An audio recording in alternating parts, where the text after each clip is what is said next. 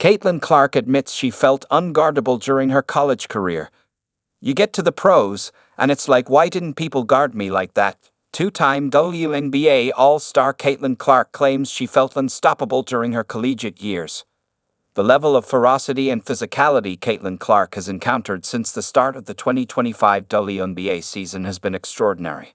Opponents have consistently tested her resilience through aggressive defensive pressure, hard body checks, and constant provocations. Put simply, they'd have forced Caitlin to adapt to a more demanding style of play, which is very different from what she experienced in college. This has eventually led the Indiana Fever guard to a humbling realization. During her years at Iowa, the game was much simpler, as one solution was enough for the Hawkeyes to navigate a tough, high-pressure situation. In the WNBA, however, the reality is far more complex.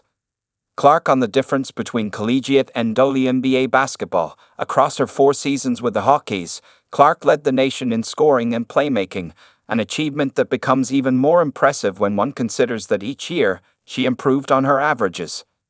During her recent appearance on Sue Bird's podcast, Caitlin acknowledged that the progression was aided by the disparity in competition at the collegiate level, where not every defender could apply the same kind of high-level pressure that would force elite talent to make mistakes.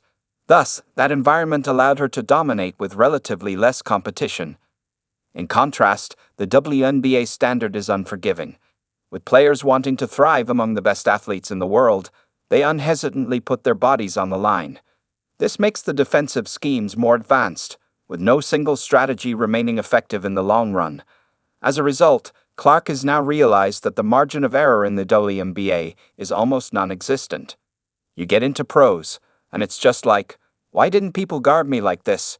But then you have to take into account that most people in college aren't going to play professional basketball, Clark said. But in college, I feel like all I saw was drop. I rarely saw a show, and if we saw a show, we ran this one play. It's called C. It's engraved in my brain. I acted like I was coming off a ball screen. We got the post player to kind of show out. I would immediately dribble back to my right. We just continued to run it for 4 years straight. Literally no one could catch on. Professionally, that doesn't work. Caitlin needs to find new ways to dominate the WNBA. The statistical evidence supports her point.